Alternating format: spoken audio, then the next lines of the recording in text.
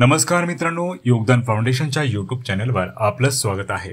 चला तर आजच्या विशेष एपिसोडमध्ये आपण जाणून घेणार आहोत चकोर पक्षाबद्दलची विशेष अशी माहिती। सर्व जग जेव्हा गाढ झोपी जातं तेव्हा डोंगर पहाडांमध्ये चंद्राची शीतल किरण डोकावून पाहणारा पक्षी चंद्राच्या याच उपलब्धतेचा फायदा भूतलावर सर्वाधिक कोण घेत असेल तर भारतीय तत्वचिंतक आणि कवींच्या दृष्टीने तो भाग्यवान जीव म्हणजे चकोर पक्षी। या चकोर पक्षाविषयी एक दंतकथा आहे। मध्यरात्री सारं जग निद्रिस्त असताना हा चकोर नामक इवलासा पक्षी झाडावर बसून उभी रात्र चंद्राकडे बघत त्याच्या किरणांचं अमृतपान करतो। चंद्राची शीतल किरण म्हणजे त्याचं खाद्य आहे असं म्हटलं जातं। पृथ्वीवर बसून हा चकोर चंद्राकडे डोळ्यात प्राण आणून रात्रभर पाहत बसतो।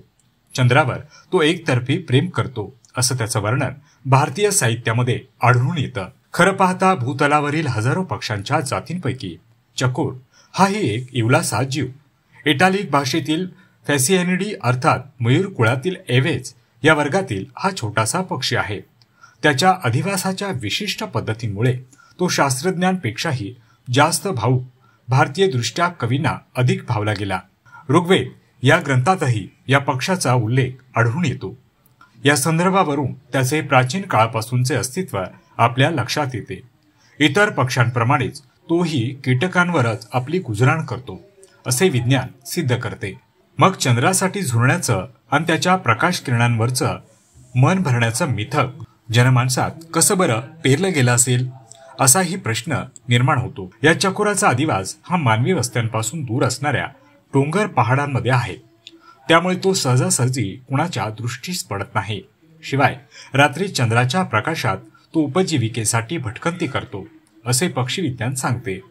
आपल्याकडे प्रबोधनाची जी संत परंपरा आहे या परंपरेचं एक मोठं वैशिष्ट्य असं म्हणता येईल।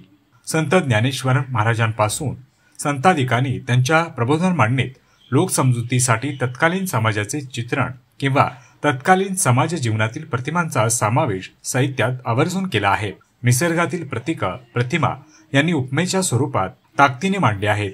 त्यांची मांडणी करण्याचे चकोर आणि चंद्रासारख्या संत साहित्यात वापरल्या गेलेल्या उपमा कशा बरं आधारभूत ठरू शकतात असं वाटणं साहजिक आहे। त्यासाठी ग्रंथराज ज्ञानेश्वरी मधल्या विषयास अनुसरून असणारा एक दाखलाच इथं सादर करता येईल। ज्ञानेश्वरी कशी अनुभवावी या प्रश्नाविषयी मार्गदर्शन करताना पहिल्या अध्यायात माऊली म्हणतात, जैसे शारदीयेचे चंद्रकळे माझी अमृतकन कोवळे ते वेची ती मने मवाळे चकोरत लगे तिया परिशोता अनुभवावी ही कथा अति हळुवारपणा चित्त आणून या। अर्थात चकोरत तलगे म्हणजेच चकोर पक्ष्यांची पिले शरद ऋतूमध्ये चंद्रकिरणांमध्ये कोवळे अमृतकण हळुवारपणे वेचतात, त्याचप्रमाणे श्रोत्यांनी आपण सुद्धा या चकोर तलगांप्रमाणे अतिशय हळुवारपणे ज्ञानेश्वरी नामक कथेची अनुभूती घ्यावी, विषयातला भाव समजावा यासाठी माऊलींनी चकोर आणि चांद्यांच्या लोकसमजुतीचा उपयोग अत्यंत समर्पकपणे या ओवीत केला आहे। विज्ञानाच्या दृष्टीने सरळपणे या पक्षाचं भक्ष्य काजव्यासारखे चमकणारे निशाचर कीटक आहेत असे असताना देखील कवींना तो थेट चंद्राच्या प्रेमात कसा बरं पडलेला दिसला। संत कवींची सौंदर्यसृष्टी हे सांगताना उपमांचा आधार घेते। आकाशात विराजमान चंद्रांचे जणू काही तुकडेच त्याच्या भोवती चमचमणाऱ्या कीटकांमध्ये दिसतात आणि हे तुकडे वेचण्यासाठी तो अग्नीच्या ठिणग्यांवरही झेपावतो।